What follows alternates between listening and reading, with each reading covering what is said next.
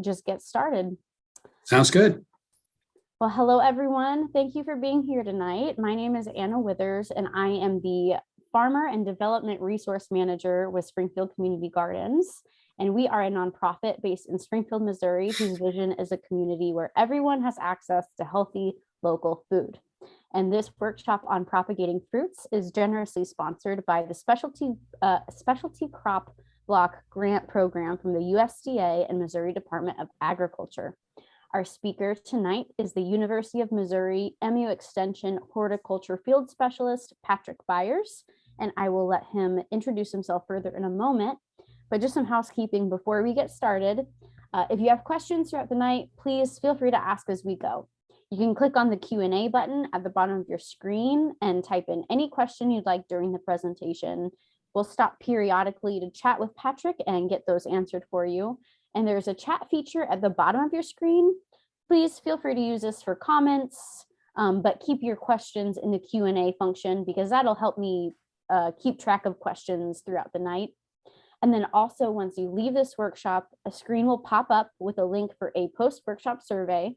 And that survey is used in Springfield Community Gardens reporting to the USDA. It also helps us provide meaningful workshops for you in the future. So we'd really appreciate it if you could just take a few minutes to fill that out after the workshop.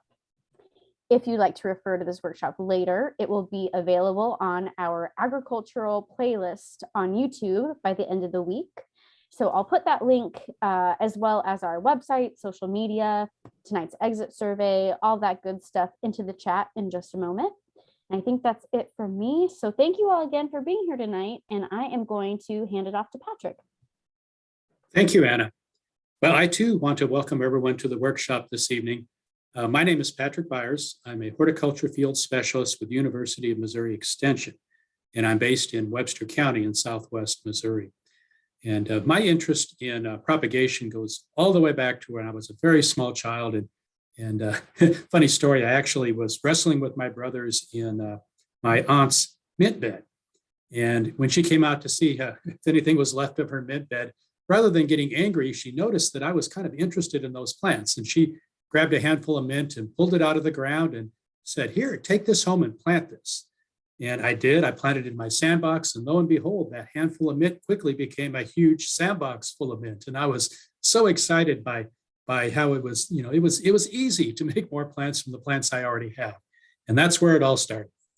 Our workshop this evening is sponsored by a project focused on plant propagation.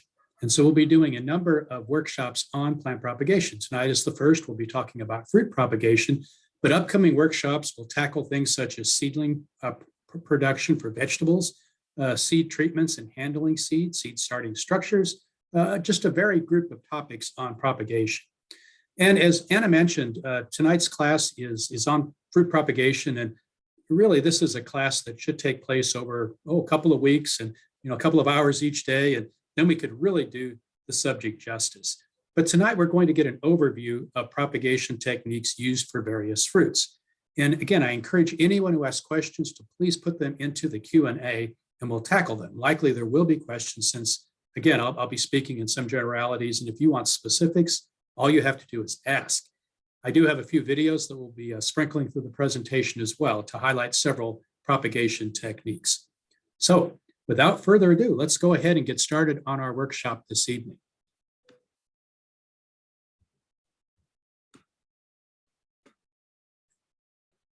Okay, Anna, can we see the presentation? Yep, it looks good. Okay, very good. Well, again, we're going to be talking about propagation, and this picture is actually one of my favorite pictures that I've taken over the years. And this, of course, is a grafted apple tree. And we'll be spending a fair bit of time tonight talking about grafting because it is one of the most important ways that we propagate fruit plants. But we'll also be talking about other practices as well. I've been working with horticultural producers for nearly 33 years, and I've had the pleasure to focus my efforts on fruit and vegetable farmers. And in fact, began my work with fruit crops in graduate school where I worked with blueberries and since then have worked with all of the fruits that are commonly grown in Missouri and some of the fruits that are more uncommonly grown. Fruits like chestnuts, and actually that's a nut, elderberries and honeyberries and currants and gooseberries and goji berries, and the list goes on and on. So if you have questions about any of those fruits, please let me know and we will tackle them as well. I do want to acknowledge my partner in tonight's workshop, Springfield Community Gardens. Anna introduced this group. It's a nonprofit that has a vision for a community where everyone has access to healthy local food. Springfield Community Gardens oversees a network of community gardens across Greene County and also has a very innovative farmer incubator program. So if you're interested in farming and this is a new undertaking for you, reach out to Springfield Community Garden. We have resources and programs that I think will be of interest. And then our third partner is the USDA.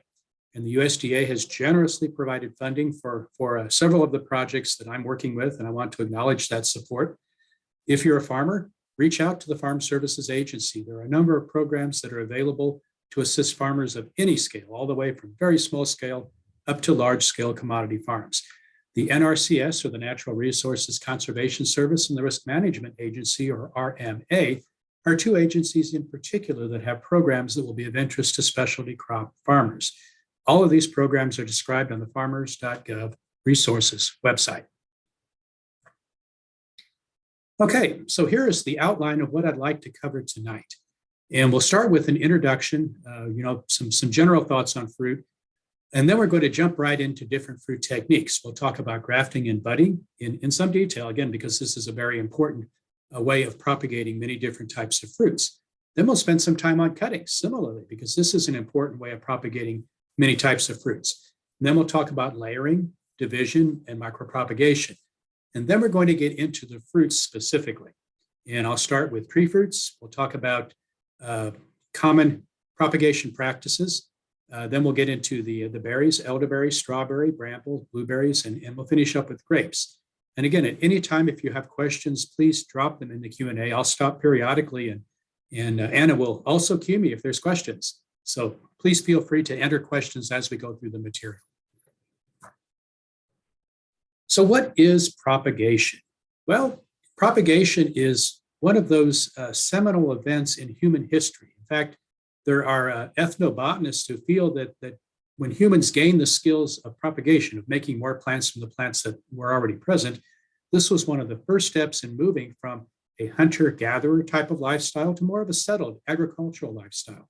And humans have been doing it for perhaps 10,000 years. And it comes from the Latin word propagatus, which means to set slips or propagate. And again, one of those important events in human history. Now, there's two different types of propagation when we're talking about plants. There is asexual propagation and there is sexual propagation. And it's very important to understand the differences. So asexual propagation, which is what we're going to focus on tonight for the most part, is where we take a vegetative part of a plant to make more plants. This could be a cutting, it could be a piece of root, it could be a leaf, it could be a stem, it could be any of these. But notice that I didn't talk about flowers or pollination or seed, because these are not needed for asexual propagation.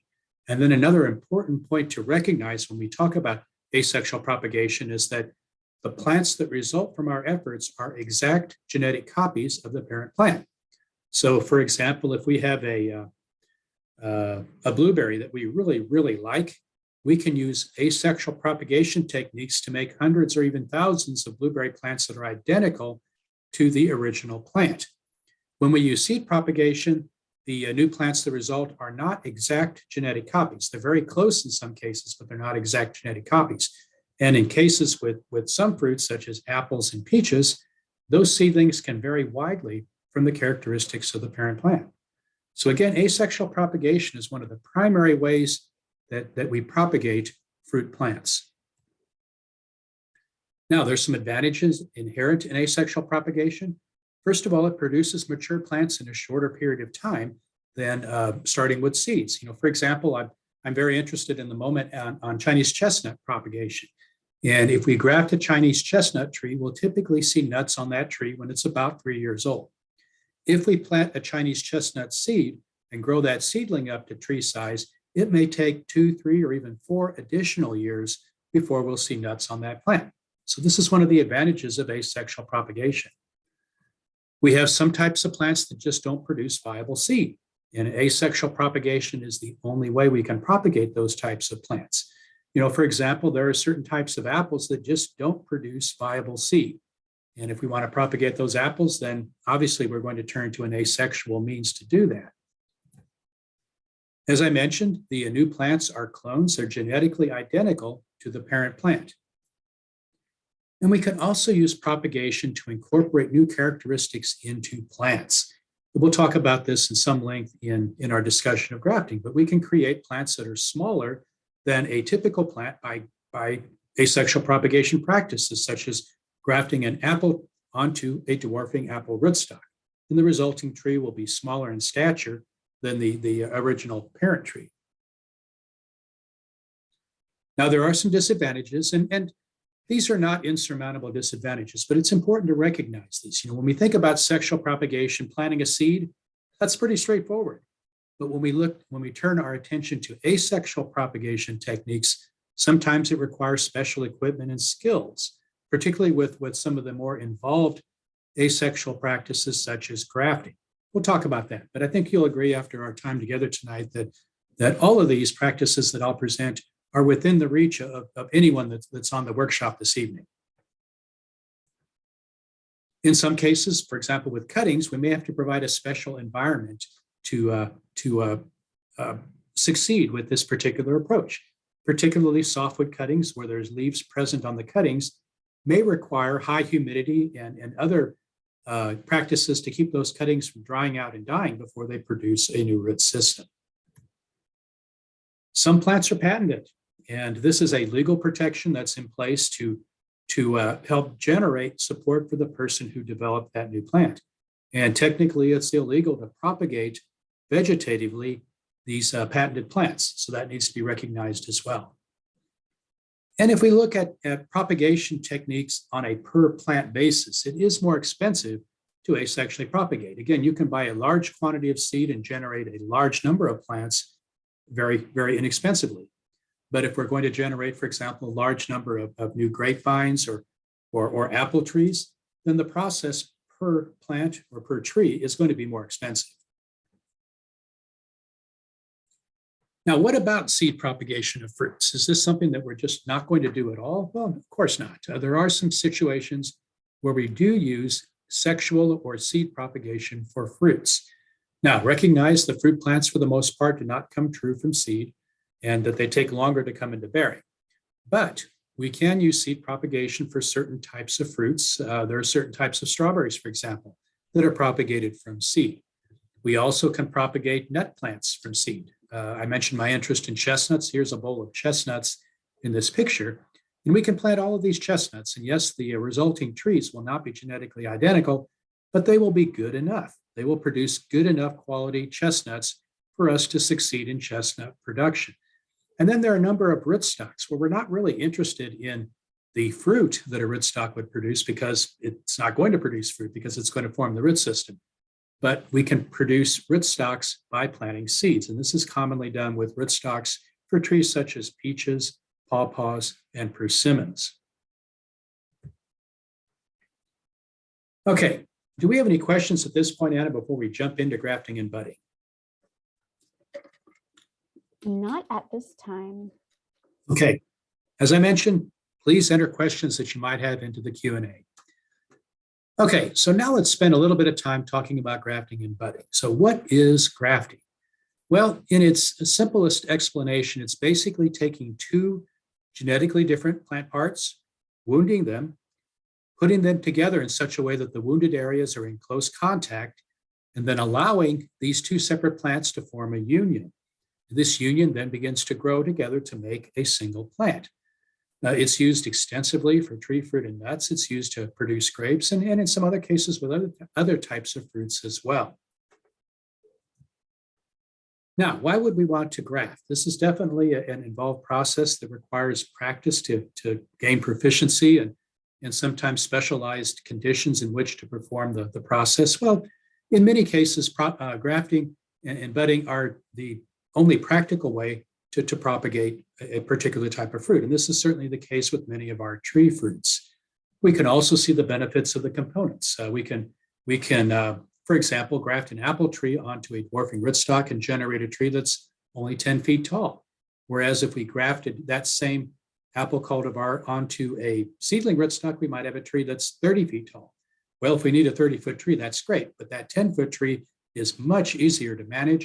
It will come into production quicker and will produce more apples per unit area of the orchard. So again, a huge benefit to growing semi-dwarf or dwarf apple trees. We also have rootstocks that can impart resistance to soil-borne diseases or adaptation to dry soils, wet soils, or soils that might have other issues. So again, this is very important. Again, the benefits of the components. We can also use grafting and budding to change cultivars of existing trees. And let's say, for example, that we have a pear cultivar that for whatever reason, we're not really interested in maintaining that in the orchard. Well, we've got a couple of directions we could go. One way we could go would be to take the original tree and pull it out of the ground and replant a new tree, and then wait 4 or 5 years before that tree comes into production. The other approach is through a practice called top working, where we can actually take that existing tree, cut the branches through particular types of grafting, insert new pieces of a new cultivar into the existing tree, and essentially generate a new canopy on that tree. And again, we'll save several years of time, waiting time, by using this approach compared to planting a new tree. And we can use grafting and budding to repair damage. Trees can have trunk damage that ordinarily would kill the tree, but through a practice called bridge grafting, we can actually bridge over that damaged part of the tree. So let's see some examples. Propagation techniques. Here's a peach tree. Probably 99% of the peach trees planted in the United States are grafted trees. And we can say that same, use that same statistic for apples, for persimmons, for pawpaws, for many types of nuts. Most tree crops, fruits and nuts, are propagated by grafting or budding. This diagram shows relative sizes of apple trees grafted onto different rootstocks. And we can take the same cultivar. Let's say that we just absolutely love Gold Rush apple. And we can graft Gold Rush apple onto a seedling tree rootstock, as we see in the first picture, and generate a tree that's 20 plus feet high. Or we can graft that same Gold Rush cultivar onto MM111 and generate a 15-foot tree. Or we can graft that same Gold Rush onto EM7, which is a tree that's only about 12 feet tall. So again, whatever space we have available, whatever size tree we want, we can custom create that tree by choosing different rootstocks. Again, this is huge. The benefits of the components is huge. To change cultivars. Now here's that example I mentioned of top working. So here's an apple tree that's about 10 years old. And rather than pull the tree out and plant a new one, the apple tree grower came in, cut the branches, and you can see where the new pieces, the new scion pieces, have been inserted into the existing tree. And these pieces will then join with the existing tree, begin to grow as branches, and essentially generate a new canopy for this apple tree. And here's an example of repairing damage. Again, we see on the left side a cherry tree that was damaged severely by rabbits. And you can see the branches. These were collected from the top of the tree, and they were grafted below and grafted above the damaged area. They're going to form a bridge for the movement of water and nutrients and growth substances from the roots to the top of the tree and vice versa. And if we look at the picture on the right, here's an apple tree that was bridge graft. And these bridge grafts were successful. This is about 5 years after the process. And you can see how the bridge grafts have taken over the function of the damaged bark in that part of the trunk of the tree. Now, a little bit about the components of a grafted plant, because if you're going to consider grafting and budding, it's important to understand the terminology, because you'll see these terms time and again in resources, websites, or videos related to grafting and budding. First of all, the word scion, S-C-I-O-N, this is the part of the tree that produces fruit. So, it's the Gold Rush apple or the Enterprise apple or the Red Haven peach or whatever it might be. That's the scion. The root system of the tree is formed by the root stock. And where the two come together is the graft union. That's that point again where we wounded the components, put them together, they healed, they united, and they formed a single plant. Occasionally, there's a third piece in the mix, and that's an inner stem. and an interstem would be inserted between the rootstock and the scion. And so a tree that has an interstem essentially has two graft unions. And this might be done to overcome any sort of incompatibility situation where the scion didn't mesh well with the rootstock, but the scion would mesh well with the interstem, and the interstem would mesh well with the rootstock. Here's an example of a black walnut, or I'm sorry, an English walnut grafted onto a black walnut root system. And in this picture, it's very easy to see where the rootstock ends and the scion begins. Now, there are some limits as far as what will succeed with grafting and budding. Generally, the more closely related the components are, the scion and the rootstock, the more likely you are to have success in performing grafting and budding. So, for example, grafting apples onto apples, pears onto pears, peaches onto peaches. Those are generally successful operations. The more distantly related the rootstock and the scion are, the less likely you are to have success in the grafting process. Now, there are a few exceptions. For example, we can graft plums onto peach rootstocks, and we can graft pears onto quince rootstocks. And the degree of relationship is further apart in those settings. But in general, if you hope to succeed with grafting and budding, choose your rootstock and your scion within the same type of fruit. So again, peaches on peaches, cherries on cherries, apples on apples. Now, this slide is just intended to set the stage for the discussion of the actual process of grafting and budding. And as we look at this cross-section of a woody stem, you'll notice that there are several parts to the stem. And the part that I want to particularly point out, you see the term vascular cambium, and that's the green layer in this diagram. The vascular cambium is a very thin layer, generally just a few cells thick, and it is wrapped around the inner part of the stem. And on the outside of the vascular cambium is another couple of layers, the phloem and then the bark. Now, when we graft plants, we wound them. And what we're doing is we're exposing that vascular cambium layer. And the components, the rootstock and the scion, we try to place the vascular cambium layers of both of the components into close contact. And the reason we do that is because the healing process in woody plants initiates in the vascular cambium. So if we wounded the plant, that's where healing starts. And the healing process is necessary so that the two parts can form that union, so they can knit together.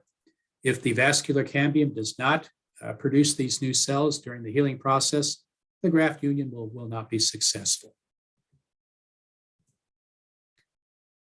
Okay, so grafting and budding, some basic tools and equipment are needed. And rather than go through all of these pictures, I have a video I'd like to show you on the sort of the basics of grafting and budding, and then some thoughts on tools and supplies. So let's take a quick look at that video.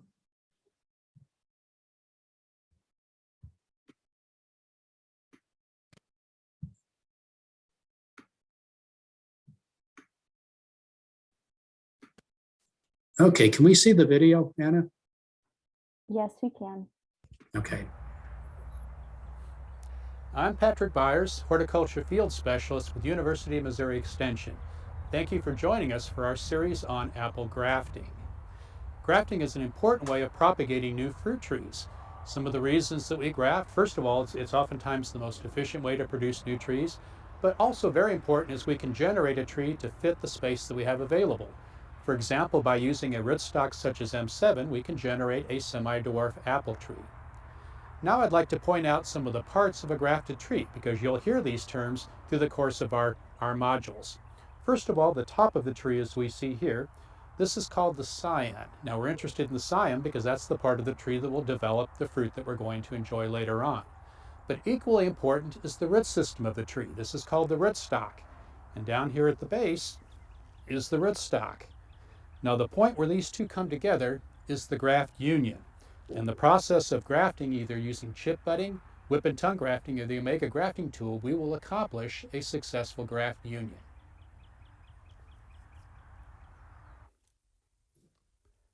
I'm Patrick Byers, horticulture field specialist with University of Missouri Extension. Let's talk about the actual process of grafting and the tools and supplies that you will need. First of all, think about the space where you're going to work. Make sure you have plenty of elbow room.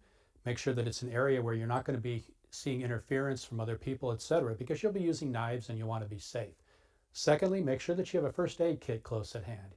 Even experienced grafters occasionally will nick their fingers and you may need to put a Band-Aid on to help with that. Make sure it's a surface that you can disinfect and sanitize. And for example, we have a tray here, and using alcohol, it's a good practice to sanitize the area so that you keep the area clean during the grafting process.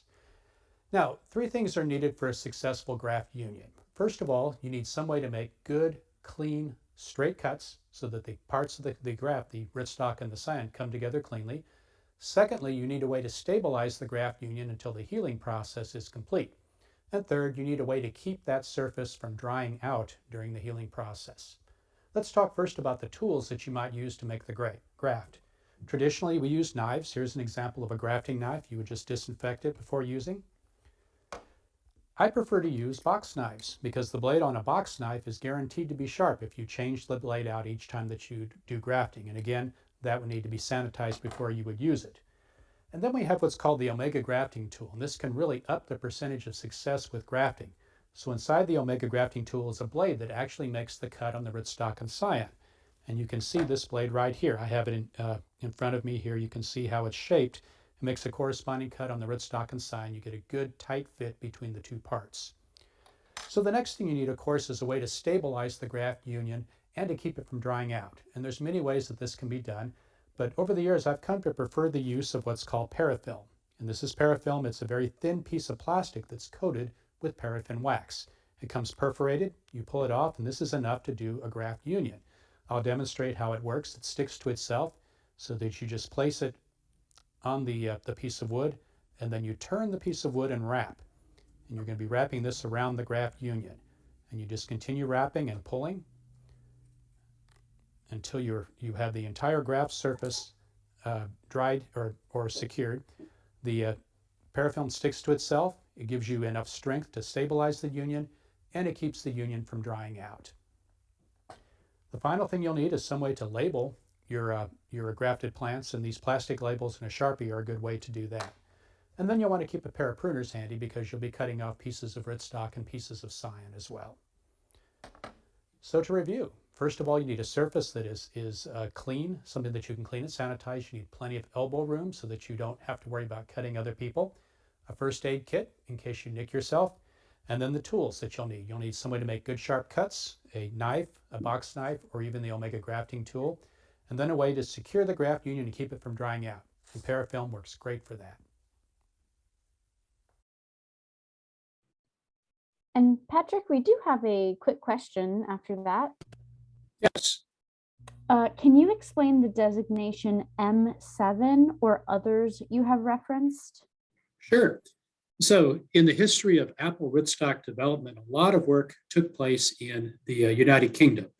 And there were 2 research facilities there that were really focused on this back in the early years of the 20th century. These were the East Malling Research Station and the Malling-Merton Research Station.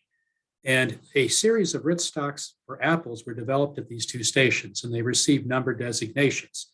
And so when you see a name like M7, that refers to the fact that it came from the Malling Research Station and was given the number 7 for some reason during the course of their development. So M7, the world around, is identical. It all came originally from a plant at the Malling Research Station. Occasionally, we see the letters MM in front of an apple rootstock. That refers to Malling-Merton. And then sometimes you'll see other letters in front of rootstocks, like you might see a G. That refers to the Geneva Research Station in New York. You might see a P. P refers to a rootstock that was developed in Poland. And then sometimes you see other letters too, like B, for example. B9 is a rootstock sometimes used for apples. And that the B refers to the Budagovsky Research Station in Russia. So again, there's usually a meaning related somehow to the names that are given to these rootstocks. Do we have other questions? Nope, that's it for now. Okay, well, let's move back to our presentation then.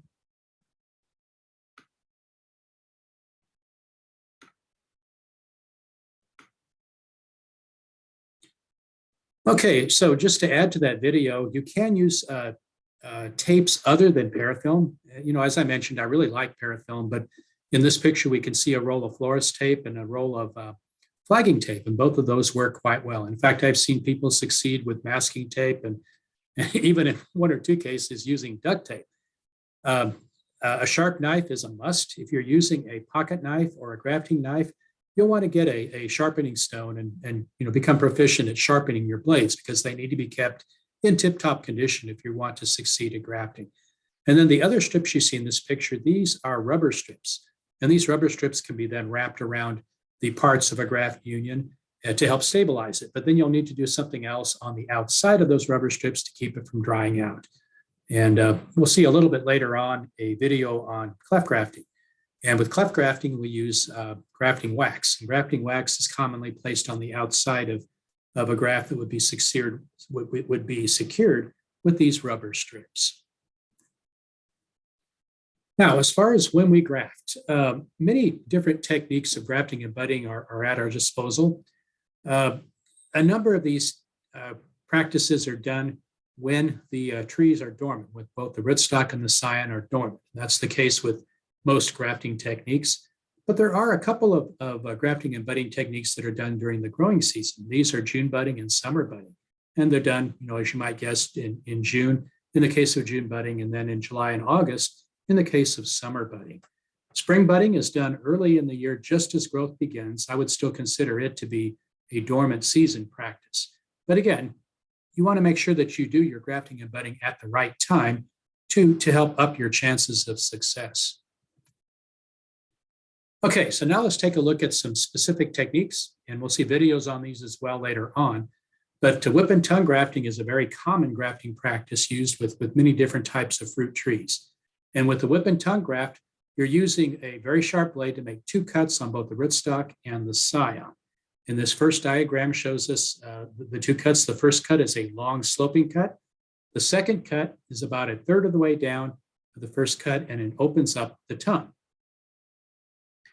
And then we take the tongues and we interlace them in both the rootstock and the scion. Now, very important to remember orientation. Up is up, down is down. We want to make sure that the scion piece is in proper orientation to the rootstock. We then secure that graft union with parafilm or rubber strips. And there is our finished graft.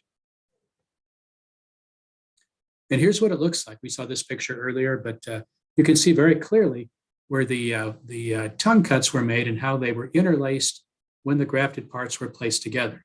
And this is about, perhaps 6 months after grafting. You can see healing has taken place, and we have a successful graft union. Another technique is budding techniques, and I'll show you one of these types. This is what is called chip budding. This is a dormant season practice. It's done in early spring.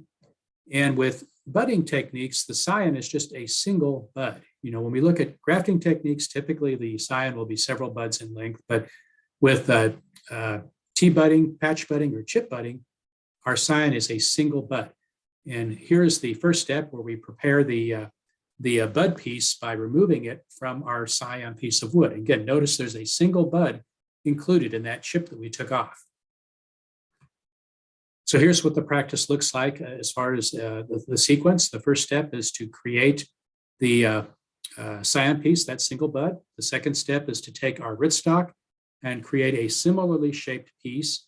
And then we take our scion piece, we place it into the ledge that we've created on the rootstock. And that's what we see on that third shot. And then the fourth picture, we're wrapping the chip budded piece with parafilm. Now, we'll, again, a little bit later on, we'll see a video that talks about tea budding and also a video that talks about cleft grafting. So kind of keep the juices interested as far as grafting. We'll see more later on. But once you've completed your process of grafting or budding, it's important to take good care of the plant, first of all, so that you encourage healing of the graft union, and secondly, so you encourage good growth of the new tree. First step is callousing. The second step is to remove the tape or other tying material. Third step is to remove the suckers from the rootstock, and inevitably many rootstocks will form suckers. And then the fourth step is to give that new plant, that new tree, good care the first season. So here is an example of a grafted apple tree, and this is about, maybe a month or so after grafting. And notice we can see buds beginning to grow on the scion piece, and we can see these white areas on the graft union. These white areas, those are the cells that both the rootstock and the scion cambium layers are forming to cause the healing process. And it's knitting together very nicely. When we see the buds begin to grow on the scion piece, that's a good sign that we're going to succeed with that particular graft. The sucker removal is really important. If we look at this series of pictures here, the lower two pictures, the two trees on the on the left, are trees that have not been suckered. And you can see where the graft union was. That's where the orange is on the trunks of these little trees. And then any shoot that comes up below the orange area is actually a sucker on the rootstock, and we don't want those. If we're not diligent about removing those can actually grow with such vigor that they can starve out the shoots growing on the scion piece. So very important to remove those. And if you look at the picture in the middle, you can see where we've removed the suckers that were below the graft unions. Again, both of these are going to succeed. Now the upper picture on the right, in this case, the suckers were not removed. And you can see the orange area. If you see that small piece there, there's just one tiny bud that is in the process of dying on the scion piece. This is a graft union that failed, largely because we weren't diligent about removing those suckers. And then, of course, it's important to remove the tape or other material that we've used to tie the tree. Again, looking at the picture on the left, if you look closely at the graft union, you can see what look like ridges. And this is a case where we left the rubber pieces on too long. You can see the rubber pieces lying on the top of the soil in that pot. And the tree actually began to grow into those rubber pieces as it expanded in diameter. And this is not a good situation. So it's important to remove those pieces, the tying material if necessary, before it causes girdling or constriction of the tree as it grows. And then care the first season. It's a good idea to put a stake near your grafted tree. And you want to secure the tree to the stake both below and above the graft union to help stabilize the graft union as it knits and heals. Now, there are going to be oftentimes several shoots that grow from a grafted tree. A budded tree, there'll be just one shoot, of course, because there's only one bud. But in most grafting procedures, there are several buds on the scion piece. And we want to select the strongest of those shoots and rub the others out. We just want a single shoot to become the trunk of the tree. And then good general care is important. You keep weeds under control, water is needed, protect the young trees from animal damage, deer browsing, and mice and voles and rabbits, those sorts of things. And with again, some attention to detail, you will succeed with grafting. I've been doing grafting workshops annually for about 20 years now. And when I go back and check with the participants at these grafting workshops, about 85 to 90% report success, even in many cases, if it's their first time at grafting. So I would encourage you, if you have an interest in grafting and budding, to certainly take it on. It might look a little daunting from what I've mentioned here so far, but anyone can succeed with grafting and budding. And I'll give you a bit of a teaser. We have 4 grafting workshops coming up. I'll be talking about those a little bit later in the presentation. Okay, do we have any questions on grafting and budding? Not at this time. Okay, again, please keep those questions coming. Now let's turn our attention to cuttings. And while grafting is a very important propagation practice for tree fruits, cuttings are equally important for berries. And we use cuttings for almost all propagation of crops such as grape, elderberries, gooseberries, and currants. We use a type of cutting propagation for strawberries when we collect the runner tips and root them. We also use cuttings for figs and many other fruits.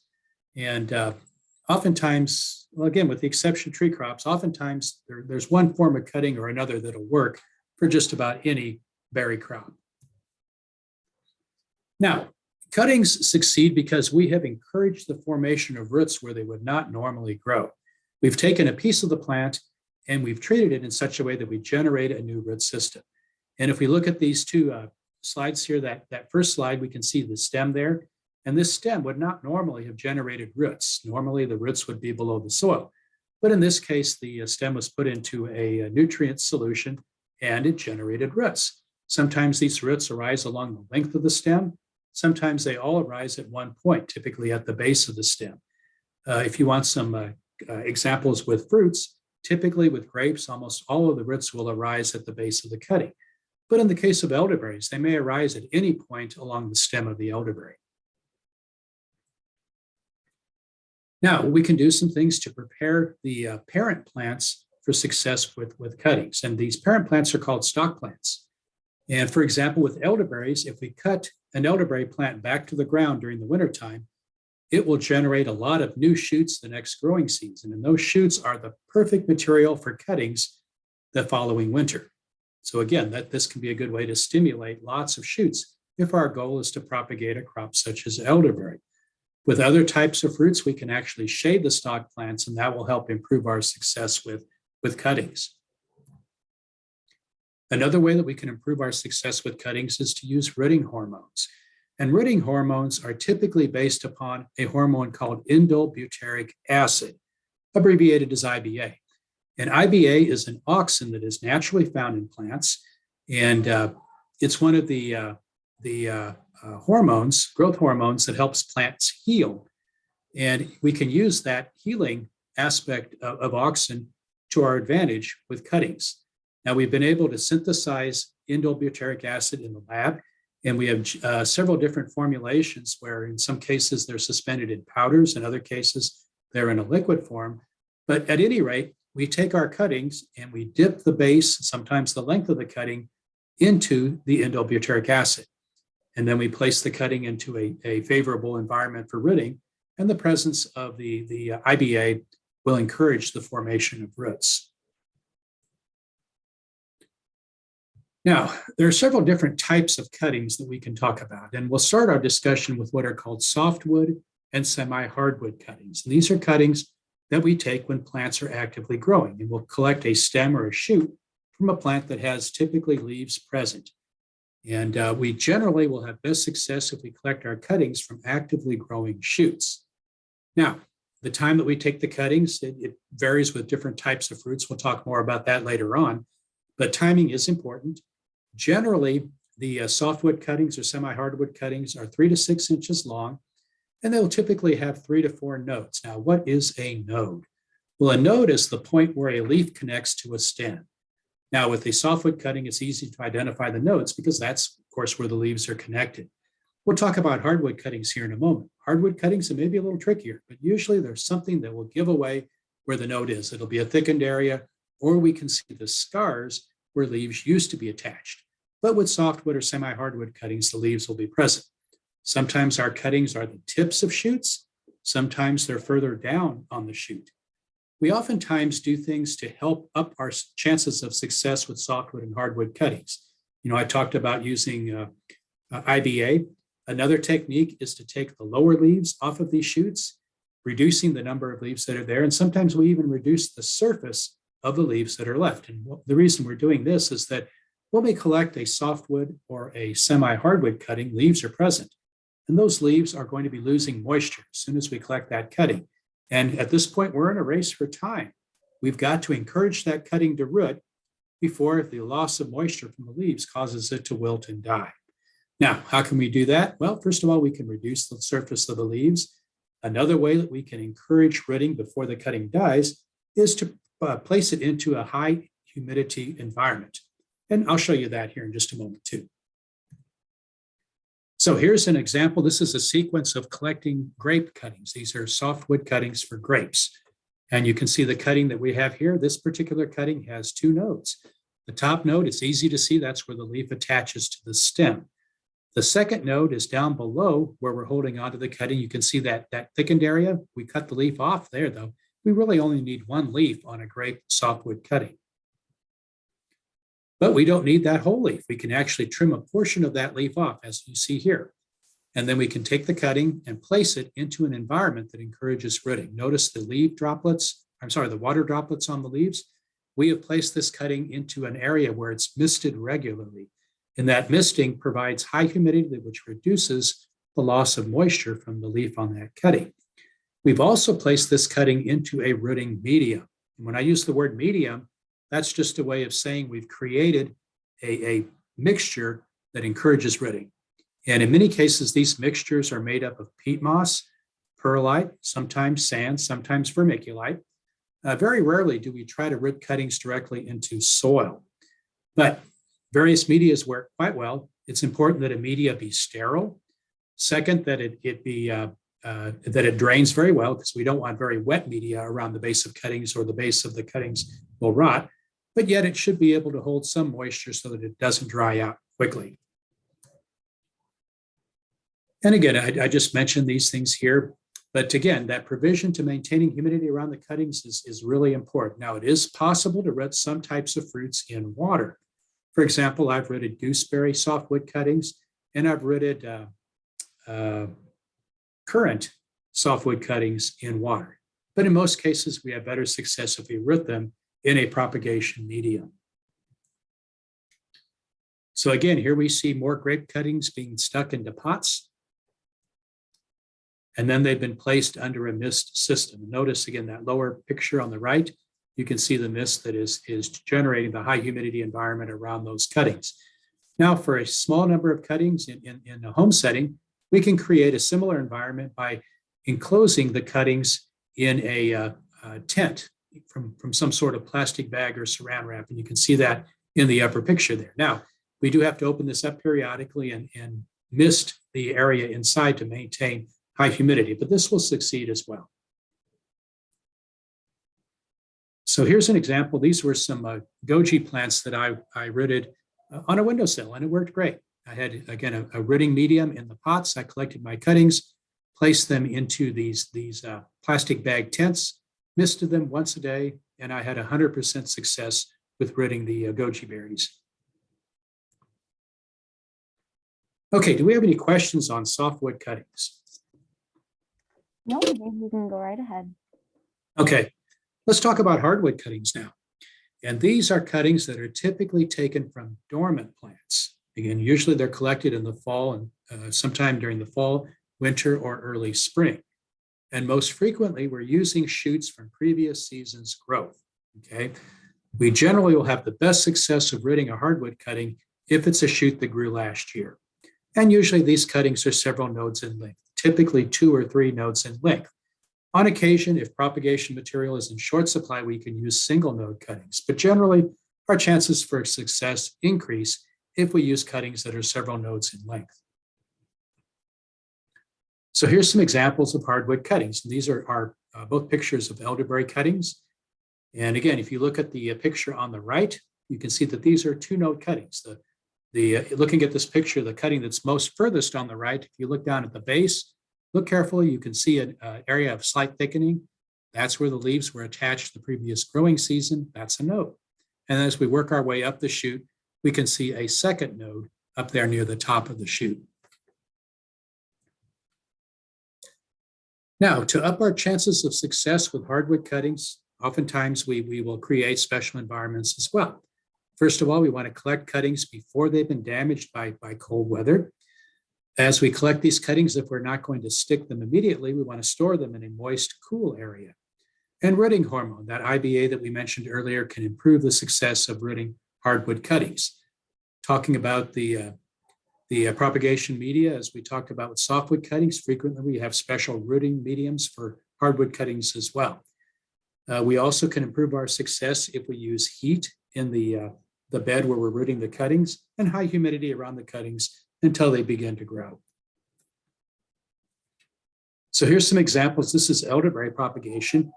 And the cuttings on the picture on the right were stuck into pots placed into a greenhouse. And these were 2-node cuttings, 1 node above the medium, the lower node below the medium. And as these shoots begin to grow, we'll also generate root systems on the part of the cutting that is below the soil. We can also use different other parts of the plant for cutting propagation. And a good example is again, elderberries. And these are roots from elderberry plants. And we can collect roots from elderberries and generate new plants as well. Typically, we want to select roots that are about a pencil in thickness, the diameter of a pencil in thickness. and place these into pots, cover them with about 3/4 of an inch of medium, and the root pieces will generate new shoots. And if you look closely at this picture here, you'll notice there on the upper right, you can see little shoots that are growing from those elderberry roots. We can also use runner tips. These are strawberries, and strawberries propagate easily through the use of runner tips. And when we talk about runner tips, again, recognizing that strawberries will develop these specialized stems called stolons. And these are sometimes called runners. And then along the length of that stolon, there'll be 1, 2, sometimes even 3 new plants generated. These are called runner tips. And we can collect these and put them into pots of growing medium, and they'll generate a root system, and we'll very quickly have new plants. Okay, any questions on cuttings before we move into layering? Nope, I think you're making it pretty clear, Patrick. Okay, so now let's turn our attention to layering. So with cuttings, we actually take a piece of plant and separate it from the original plant. But we can also perform propagation through a process called layering, where we generate a new plant before we separate it from the original plant. And it's safe, it's foolproof, it's easy to do. It's performed in place in the fruit planting with minimal equipment. All you really need oftentimes is a shovel to open a small hole. Now, granted, it is a slow method and generally only suitable for small scale propagation, but it's one of the excellent propagation techniques for home gardeners. And in fact, this picture here is a picture of black raspberries that were tip layered. And a friend of mine dug these up from her planting in the spring and brought them to me and said, "Would you like some more black raspberry plants?" And of course I said yes. So layering is used to some degree. Typically, it's, as I said, for small scale propagation, but it can be used, for example, in a vineyard where you want to replace a plant that has died. You can actually take a shoot from a neighboring plant and through simple layering, generate a new plant where the original plant is no longer present. We do all of this while that shoot is still attached to the parent vine. We can use this approach for certain types of blackberries and raspberries, and it's also used for certain types of apple and pear rootstocks. Now, the 2 types of layering that we focus on for fruits are simple layering and tip layering.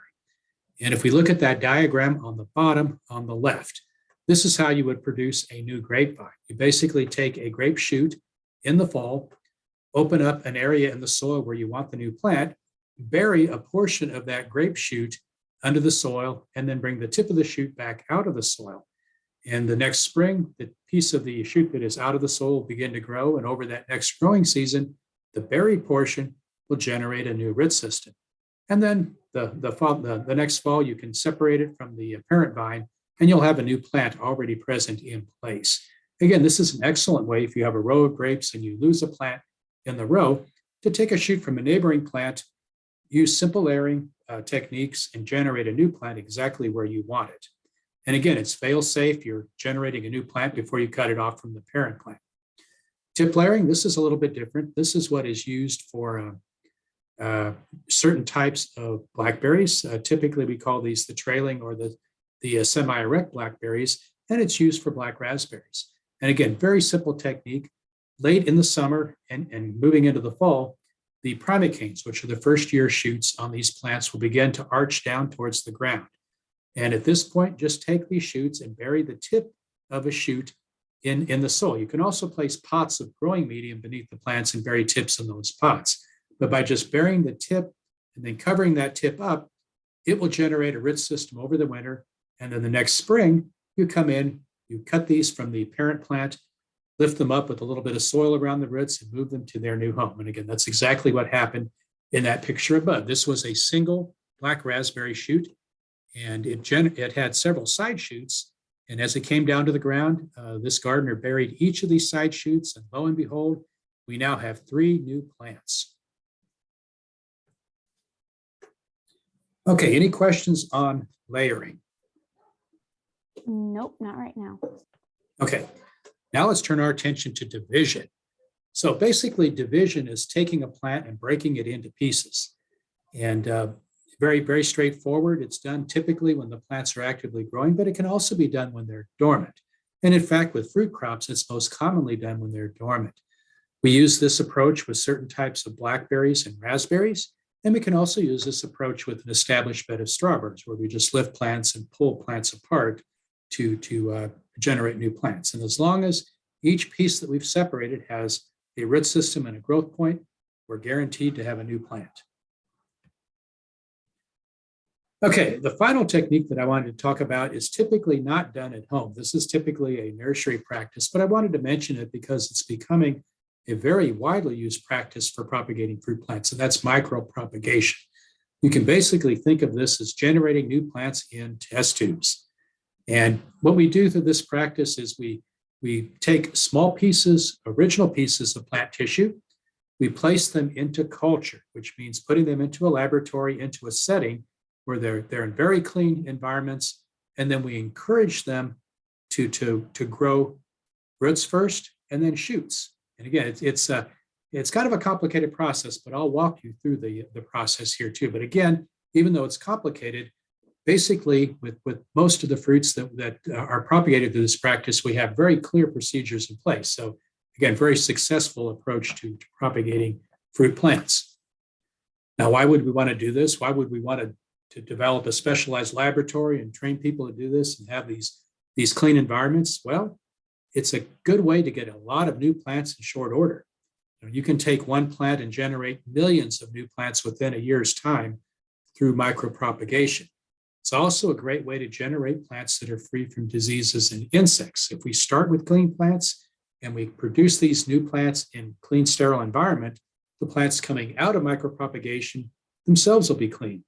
And this is a huge advantage, particularly with plants like brambles, which frequently, if we don't use micropropagation, we're actually propagating plants that have problems from the get-go. So the ability to produce pathogen-free plants is really, really helpful.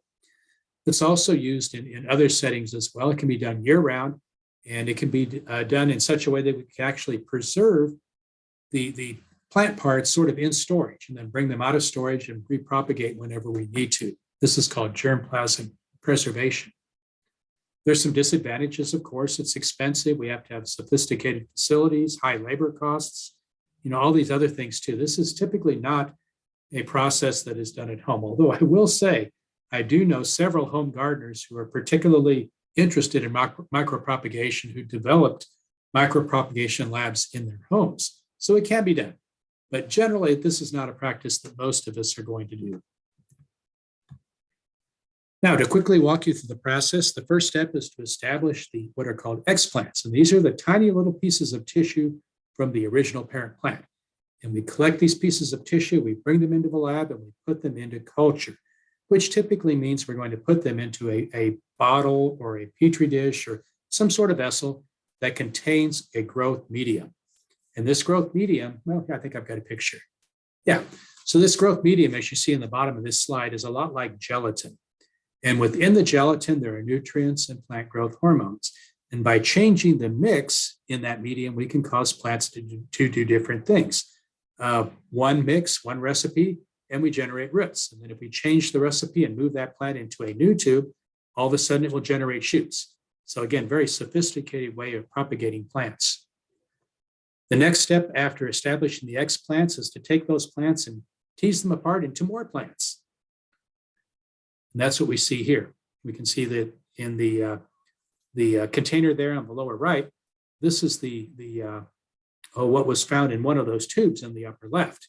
We pulled that little plant out of there and we pulled it apart into pieces and put it into another vessel and began to generate even more. So again, it's like multiplication, where you start with a few plants and then through these practices, pretty soon we have thousands and soon we have millions of new plants.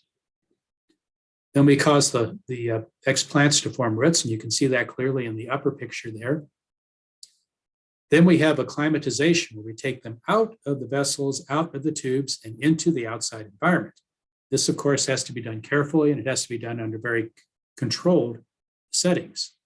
And here we see an example. This is in a greenhouse that has shade over it, where we've taken, I think in this case, these are blackberries, out of the test tubes and put them into the outside environment to get them ready to grow in our gardens or on our farms. And here's what the delivered plants look like. If we look at these, the one in the middle, is what's called a plug plant, actively growing. It's probably about maybe 4 months or 5 months out of the test tube. If we take that plug plant and cause it to go dormant, that's what the plant is on the far left. That's a dormant plug plant. And then the plant on the far right is a plug plant that was planted into a nursery, grown for a year, and now is ready to send out to a farm as well. Now, which plants do we commonly micropropagate? Many berries are propagated now through micropropagation, certainly blueberries, raspberries, and blackberries. Increasingly, we're seeing strawberries that are micropropagated, and in some cases, fruit tree rootstocks are micropropagated as well. Okay, any questions to this point, Anna? Nope, you can go ahead. Okay, so now let's talk about the specific fruits and the practices that we might use. And I've grouped tree fruits together because the propagation practices are very similar, irregardless of if it's an apple or a pear or a peach or a pawpaw or a persimmon or a jujube or whatever it might be. In most cases, we're going to use grafting to produce these trees. And the first step, of course, is to obtain our rootstocks. Where are we going to find the rootstocks that we need?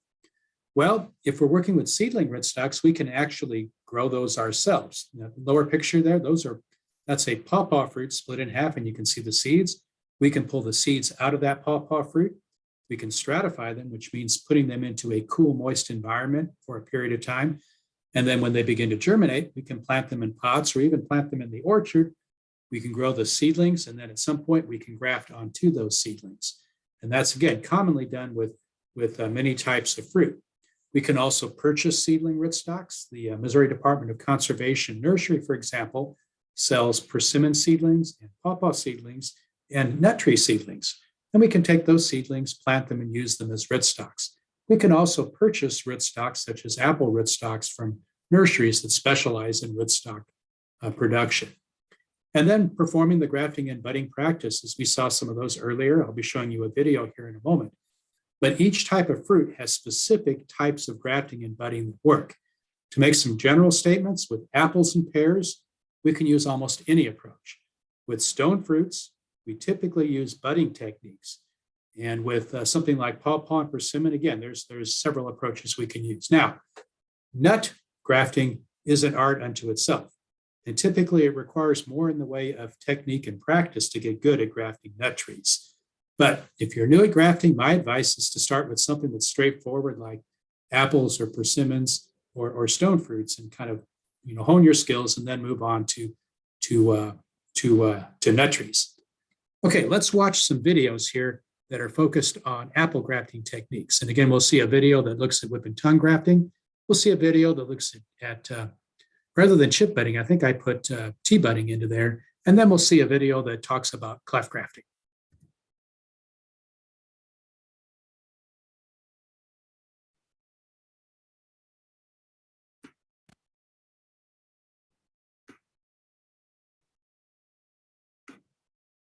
Okay, this will take just a moment to bring up the video.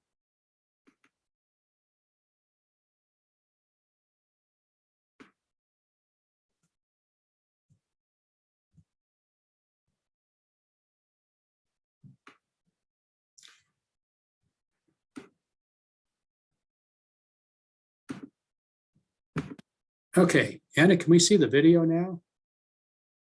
Yep, it's up there. Okay.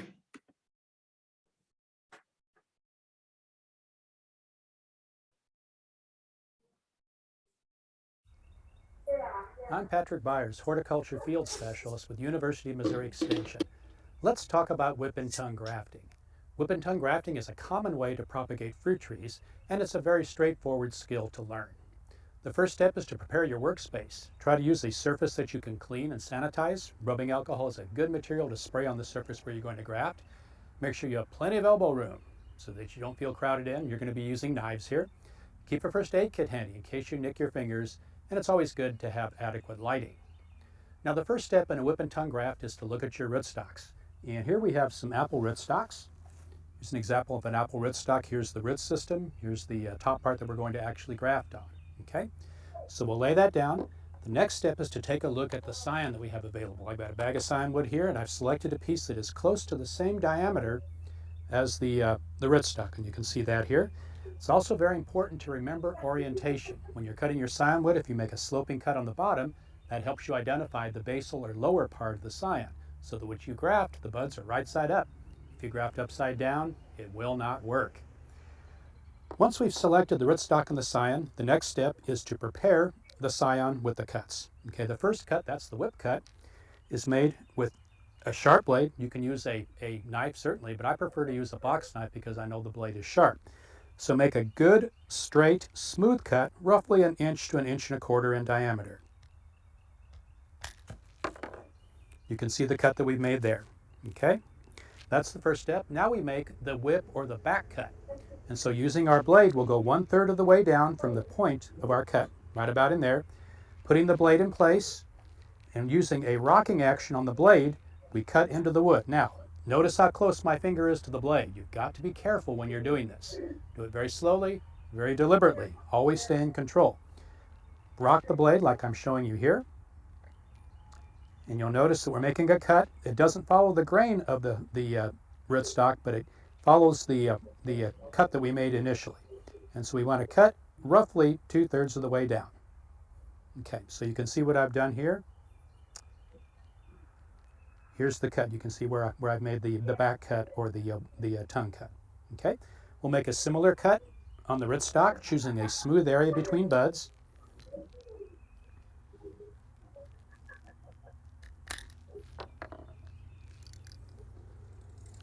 You want them to be approximately the same length. You'll notice my cut on my scion piece is a little bit short. Expert grafters don't have to do any whittling, but I have no qualms about doing a little whittling to get the cuts to be the same size. The key, though, is to have a very smooth cut on the rootstock and on the scion so that they will fit closely together. So now we make that same back cut that we saw on the rootstock. Again, using our blade, being very careful and deliberate, and a nice rocking motion. Cutting roughly, starting 1/3 of the way down from the point and cutting to about 2/3 of the way down. You can see how we've made that cut there. Okay, now we'll place the two pieces together, and our goal is to interlock the cuts that we made. Okay, you can see how we've done that here behind my hand. The tongue or the back cut on the scion interlocks with the tongue or the back cut on the rootstock. At this point now, we'll line up the cambial layers on both sides. If our scion and rootstock are the same diameter, it happens naturally. If there is a difference, then it's important to line them up as best you can on one side. It's a good point now to shorten back our scion piece to 3 buds. 1, 2, 3. So here the cuts have been completed. Next step is to wrap this with parafilm to stabilize it and keep it from drying out. So I like to start below the cut. We'll wrap it tightly to draw the pieces together. Again, always making sure that we have good alignment of the rootstock and the scion. Wrap it all the way around, like we see here. Make sure that we cover all of the cut surfaces. And there we have our completed whip and tongue graft. So to review, select your rootstock and your scion so that they are the same diameter. Prepare the area where you're going to graft. Make sure you keep it clean. Make sure you've got plenty of elbow room. Keep a first aid kit handy in case you nick your fingers, and good lighting. Lay the scion and the rootstock down so that you have the proper orientation of the buds. Make the initial cut. Make the tongue or the back cut. Put the pieces together. Wrap it with parafilm, and here's the finished graft.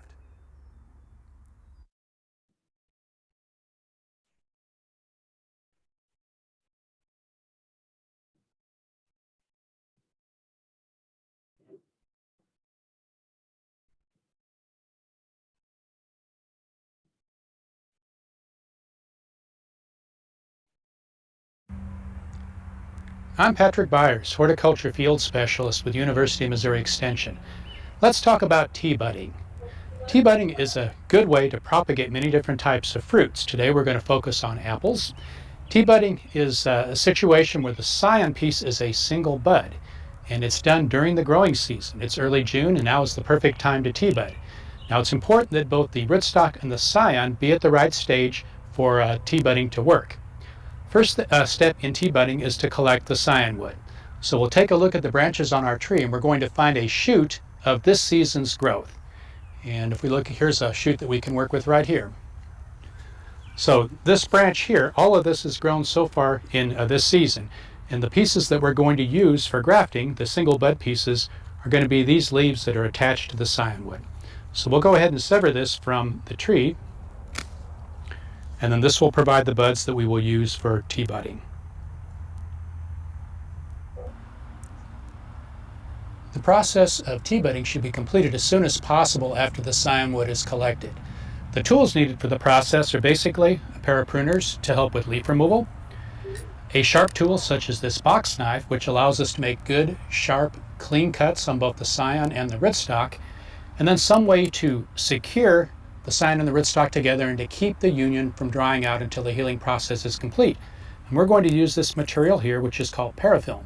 Parafilm is a very thin sheet of plastic coated on both sides with paraffin wax.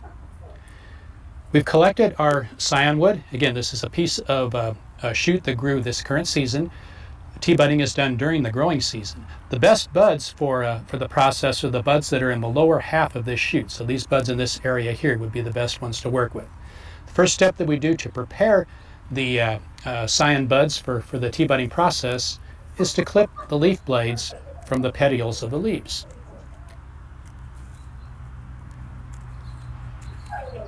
The petiole that we leave serves as a handle during the process, but by removing the leaf blades, we slow down the loss of water from the buds. So here is our scion piece now ready for the process.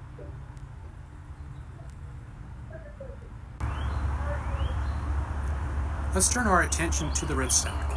Now, for the tea budding process to succeed, it's important that the rootstock be actively growing. And the term that we use is that the bark is slipping, and that means that the cambial layer, which is between the outer bark and the xylem, or the center part of the stem, is actively growing. The cells in the cambial layer are actively dividing. And this is a point where healing will quickly take place when we insert the bud. So let's check and see if the bark on this particular rootstock is slipping. Now, to make the tea bud cut, we first make a vertical cut that is about 1 inch in length. Then we make a horizontal cut at the top of our vertical cut. These two cuts form the tea. There's the stem of the tea and the top of the tea. Now we'll take the point of our blade and we will slip it underneath the bark, and we're going to see if that bark is actually slipping. It is very good. See how easily it pulls away from the center part of the stem.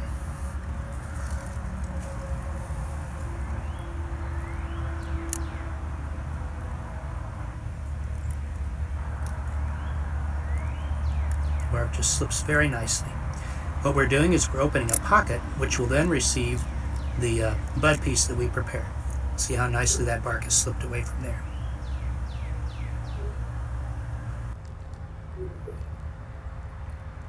As soon as possible after preparing the rootstock, we're going to prepare the scion piece. So taking again our stem that we prepared by removing the leaf blades from the petioles, we'll prepare the bud. And we start by cutting below the bud with our blade into the wood, and then leveling our blade out and preparing the scion piece. And again, it's a single bud. We want to make the length of the scion piece to match the length of the pocket that we developed in the rootstock. We now take this piece, again here's our single bud piece, and we're going to insert this into the pocket. Very important that this part of the scion piece be very smooth. There is a core of wood. Some grafters will remove that core, others leave it in. For our purposes, we're going to leave the core in the scion piece. So now we take it and we insert it into the pocket that we created in the rootstock. You see we're just sliding it down. The corners of the tea are separating to allow the bud piece to enter. And we just slide it down until the top of the bud piece matches the top of the tea. You can see that's right at this point here. We'll just press it in nicely so that it lines up. There is our completed tea bud. Now we're going to wrap it with parafilm to stabilize this area until it heals, and also to keep it from drying out. So I'll go ahead and use a piece of parafilm here. And we start by wrapping below. Remember, the parafilm sticks nicely to itself. It's ideally suited for tea budding. We wrap it below, And we take it and we wrap it above, and our goal is to wrap all of the cut surfaces without covering the bud. You'll see we continue to stretch and wrap the parafilm.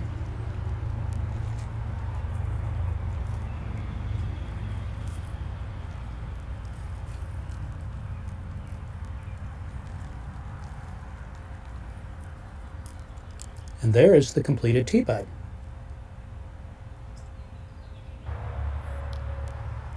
To review, when considering tea budding, first of all, think about the time of year. Tea budding is done when both the rootstock and the scion are actively growing. Here in Missouri, early June is a good time to consider tea budding. Secondly, both the rootstock and the scion must be actively growing. The bark must slip on the rootstock to allow the grafter to insert the scion piece. Collect the scion piece from the apple tree, and you're going to use a piece of wood that is from this current season's growth. Collect or consider the buds in the lower half of the shoot that you collect as the best ones to consider. Remove the blades from the petioles. Then prepare the rootstock by making the T-cut, hoping that the bark is actually slipping. Open the pocket, prepare the bud from your scion piece, insert it into the pocket, and then wrap it all with parafilm to secure it and to keep it from drying out until the healing process is complete. I'm Patrick Byers, Horticulture Field Specialist with University of Missouri Extension.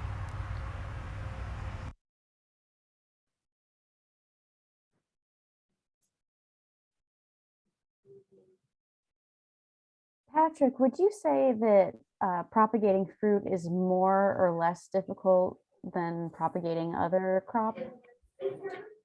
Well, I think that's kind of a relative way to look at it. All propagation practices, you need to understand how to do it properly.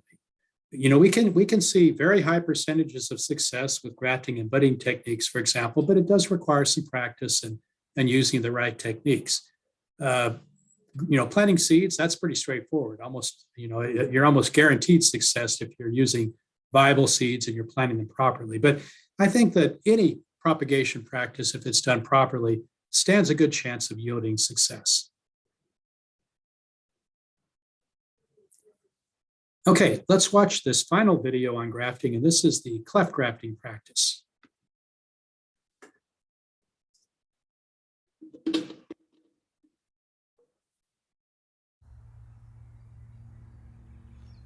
I'm Patrick Byers, Horticulture Field Specialist with University of Missouri Extension. Let's talk about cleft grafting. Cleft grafting is a useful practice when the scion piece is considerably smaller than the rootstock.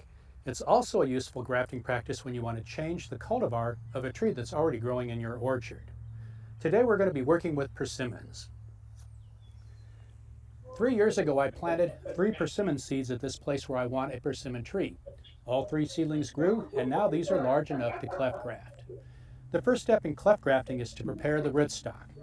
We'll do that by making a cut across the stem of the rootstock. I like to use a pruning saw because the blade is extremely sharp and gives you a good smooth cut.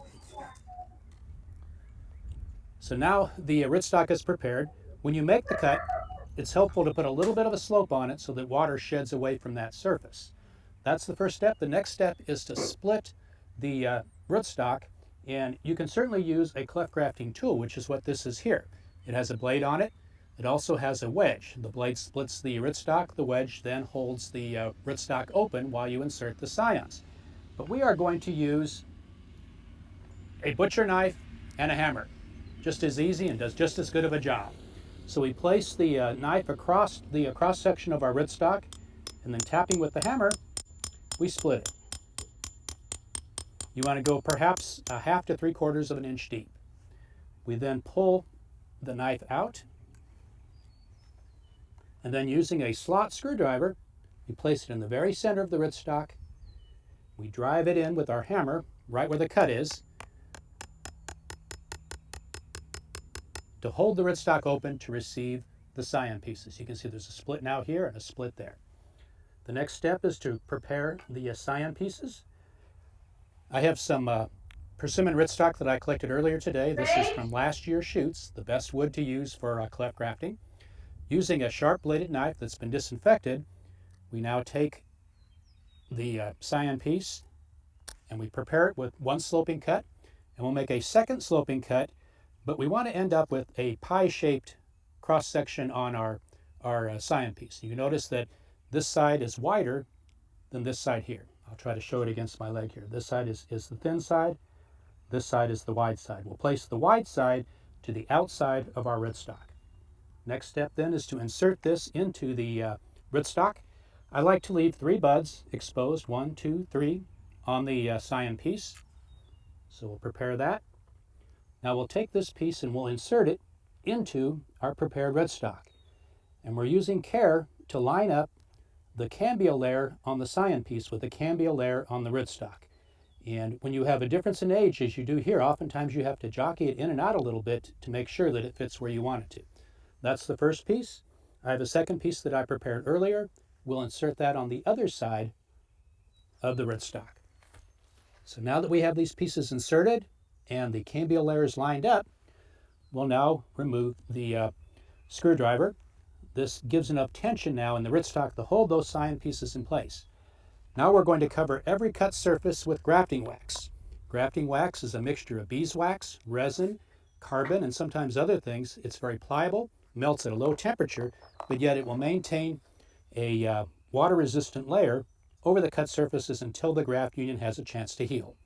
So we'll first go up the sides and cover the split that we created. Want to use this grafting wax liberally. Then we cover the cut surface in the center. Cover the entire top of the rootstock piece. Make sure that all cut surfaces are covered with the wax.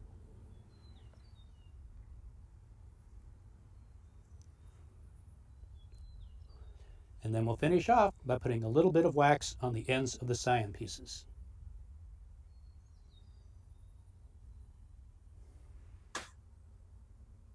We'll want to come back tomorrow and recheck this layer to make sure that it's still continuous. And we'll want to come back in a week as well to make sure that the grafting wax is covering all of these surfaces and that it hasn't cracked in the meanwhile. And that is the finished cleft graft. So to review, we use cleft grafting to change the cultivar of a tree, or in a situation where we have a rootstock that is larger than the scion. We prepare the rootstock with a clean cut. We split the rootstock, we insert the scion pieces, and then we cover all stuff to lock up and everything.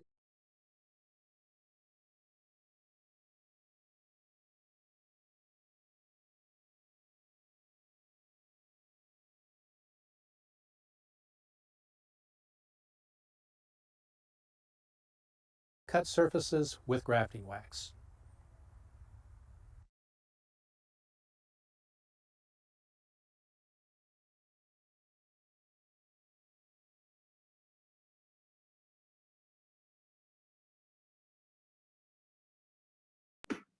Okay, sorry about that interruption. At any rate, do we have any questions on grafting at this point?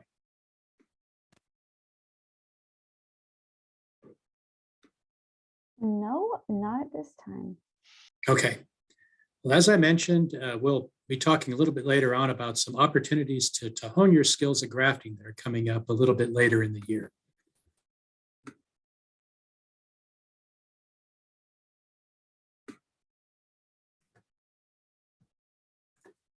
Okay, let's talk about elderberry. And I could talk about elderberry for hours, so don't get me started. We're just going to talk about hardwood cutting propagation of elderberries. And yes, you can use softwood cuttings, and yes, you can use root cuttings as well. But by far the easiest, most straightforward way to propagate elderberries is with hardwood cuttings. You want to collect your cuttings in the early in the spring before growth begins. Typically, we collect elderberry cuttings in January, and they should be 2 to 3 nodes in length. And the cuttings can then be stuck into a soil bed. They can actually be stuck into the garden or in the field where you want the eventual plant to be, or you can grow them in pots of rooting media. All of these approaches will succeed with elderberries. And I thought I'd show you just a quick short video on elderberry cutting preparation, again, to highlight the different parts of the cutting and to understand how to do the process properly. So give me just a moment here to bring up that video.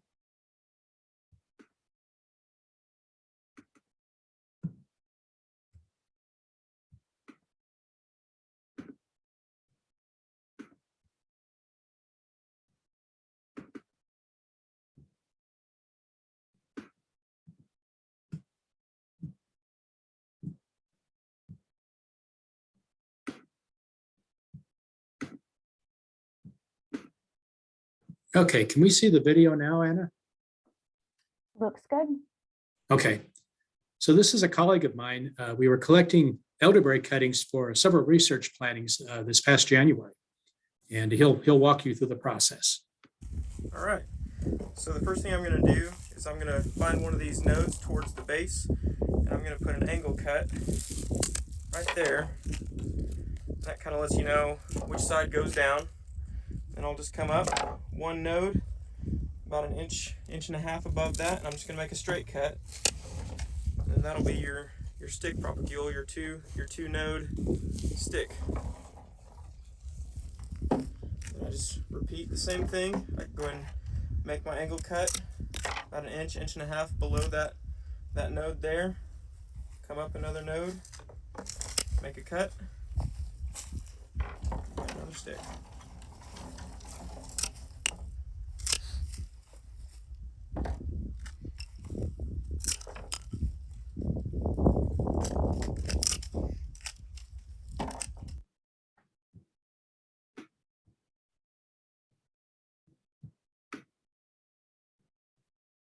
Okay, let's return to the presentation. So again, elderberry is very straightforward as far as propagation of that particular fruit. Any questions about elderberry propagation? Nope. Although I remember the last elderberry workshop was probably the most popular we've ever had. So Yeah, a lot of interest in elderberry. Yeah. Yep, a lot of interest in elderberry. Okay, let's turn our attention to strawberries. In the home garden for a few plants, very straightforward to dig up and divide beds and separate out plants.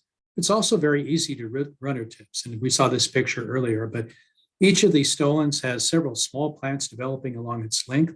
If you clip the stolons from the parent plant and then separate the individual daughter plants, place them in small pots of growing medium, keep them moist, they will root down, and within 6 weeks, you'll have new plants ready to transplant into the garden. On larger scale, micropropagation is used for strawberries, and that same approach, runner tip propagation, is used for strawberries on a large scale as well. Brambles, again, micropropagation is commonly used to establish commercial plantings, but in the home garden and for small scale propagation, division and layering are the approaches that are used.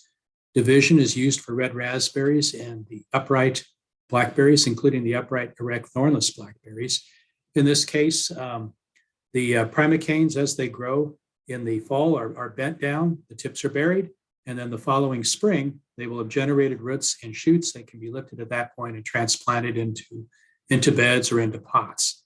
And I'm sorry, for layering. For division, we go in during the dormant season and just dig up plants and pull them apart. And as long as each piece that we pull apart has a root system and shoot, it will grow into a new plant. Blueberries, micropropagation is probably the most common way that we propagate blueberries on a large scale. But in the home planting, hardwood cuttings are used. Now, quite frankly, blueberries can be a challenge to root. And even using bottom heat and even using rooting hormones, blueberries can be a challenge to root. So I'll caution you about that up front. If you decide to proceed, hardwood cuttings that are collected during the winter, about 5 to 6 inches in length, and then treat the base of the cuttings with rooting hormone, and then place them into a pots or a rooting bed with just one bud exposed, and then use mist until they root.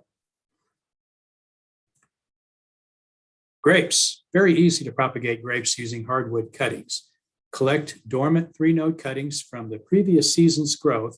You're going to collect this sometime in February. And again, what you're looking for are the vines, the shoots that grew last season. And you can tell these because they'll be very smooth and the nodes will be very easy to see. Typically, 3-node cuttings are used with grapes. Now, when you're rooting grapes, you really want to be cautious about orientation because it's kind of confusing what's up and what's down on grapes. So as you're collecting grape cuttings, as we saw in the elderberry video, make a sloping cut on the bottom part of the shoot and a horizontal or a cross cut on the top part of the shoot. That way, by just looking at it, you know what goes down and what goes up. Stick those cuttings in a rooting medium in pots or in the nursery bed in March, and then you'll have plants ready to transplant into the vineyard the following fall. So again, very easy to propagate most grapes. And a quick question for you, Patrick. Yes. What tissue is harvested for micropropagation? For micropropagation, we're using actively growing shoot tips. So we're taking plants that are actively growing and we're pulling the very top of the shoot off. It's green succulent tissue. And that's what is brought into the lab and starts the process when it's taken into culture. Excellent, thank you. Okay, well, we'll conclude with some resources. There are a number of good web-based resources. I really like this Propagating Deciduous Fruit Plants Common to Georgia publication. It basically goes through the steps that I discussed tonight with a number of different types of fruits. If you are interested in growing fruit plants from seeds, Penn State University has produced an interesting bulletin there. A good general discussion of plant propagation is available from the University of Missouri Extension. And then those two publications that were mentioned in the videos, the one on grafting and the one on budding, are very, very helpful. And I really want to We have 4 grafting workshops coming up. Oh, sorry, The first Patrick. is on March 10th in Mountain Grove from 1 o'clock to 3 p.m. in the afternoon. The second, Springfield on March 11th, 6 o'clock to 8 We might o'clock. have some background. And then we have 2 noise, workshops. Or I'm not in sure if that's Kansas just City, on my end, but we do have one more question one from 1 before. o'clock to 3 o'clock. Okay, I'm sorry about that. I'd forgotten there was a recording embedded in that particular slide. So I'll go back and let's go ahead and just try to play it through, and then we'll get to your question. Thank you. Yeah. Okay, in fact, I think I'll just talk through it. We have 4 workshops that I wanted to highlight as excellent opportunities to hone your skills in grafting and budding. And these are all coming up in March 10th, 11th, and 12th. The March 10th workshop is in Mountain Grove. It's in the afternoon from 1 o'clock to 3 o'clock. We have an evening workshop in Springfield on March 11th. That's 6 to 8 p.m. Kansas City, 2 workshops, one in the afternoon, one in the evening, both on March 12th. Now, we only have limited space available in these workshops because of COVID restrictions. So if you're interested in joining us, please sign up quickly. At the workshop, we will provide all the supplies you need. We'll provide rootstocks and we'll provide apple scion wood of a number of different types of apples to use. And you're of course welcome to bring your own apple scion wood as well. And you'll go home with at least 2 grafted trees. There'll be the opportunity to purchase additional rootstocks if you're interested as well. There is a registration fee of $30 to cover the cost of all the supplies. And again, encourage you to register. The registration site is here. If you need help in finding the registration site, please reach out to me directly and I'll be happy to share that with you. But we'd love to have you join us at our apple grafting workshops. We haven't been able to hold these for 2 years because of COVID issues, but we're comfortable now with masking and distancing that we can safely offer these workshops this year. So again, thank you very much for joining us. Did we have some questions, Anna? Yeah, and that's really exciting to hear. So many coming up. We'll be sure to share that link as well. Just a question that came in late about elderberry. Someone has noticed that their elderberry cuttings tend to send up shoots from the buried node while the upper one dies. Have you seen Yes. this? And does the I have seen that for burying the whole cutting? Well, I have seen this, and I always stress to people trying to root elderberries from cuttings is don't give up. If the shoots on the above soil or above medium nodes don't grow, don't give up, because that cutting will frequently generate a shoot from below. It's been my experience that the plants that develop shoots from above tend to be stronger plants for the first couple of years. But the ones that do grow from shoots below will in time make a strong plant as well. So I don't know about burying the entire cutting. I think you might see reasonable success, but we just generally see better success with at least one node exposed. Gotcha. Thank you. And then one final question that came up in the chat. Do you have to worry about the wax later on something? I'm not sure what that was in reference to. I think I know what that is in reference to. A couple of scenarios. First of all, the use of the parafilm, which of course is a thin sheet of plastic coated with wax. When exposed to the elements, parafilm will in time break down, and you don't have to cut that off of the grafted plant. You can leave it in place and it will naturally degrade. In the case of grafting wax, if it is placed over rubber strips or some other tying material, then you have to remove the wax and the strips below it. But in the case of cleft grafting, you can just leave the wax layer in place. You don't have to remove it from the cleft grafted tree because the tree will grow and in time will just shed the wax off of itself. Gotcha. Okay. So much troubleshooting. One more question got shot in. Yes. But can the suckers be used for grafting rootstock? In some cases, yes. For example, cherry trees will commonly send up suckers. And if you allow those to remain, I generally don't recommend allowing suckers to remain on fruit trees because, frequently those suckers are diverting resources away from the part of the tree that you're interested in. But you can generate rootstocks on some types of fruit trees by saving these suckers. And cherries are a good case in point. Persimmons, oftentimes you can collect rooted suckers for rootstocks as well. All right. I think that's all that we have for right now, but that was super informative. Thank you. I'm glad that we have you. And you really do have so much experience with fruit especially. So thank you. It's been my experience. And again, if you have questions moving ahead related to fruit propagation, please reach out to us at Springfield Community Gardens and love to visit with you individually. And be sure to join us in the upcoming propagation workshops. All right. Good night, everyone. Thank you. Good night, everyone.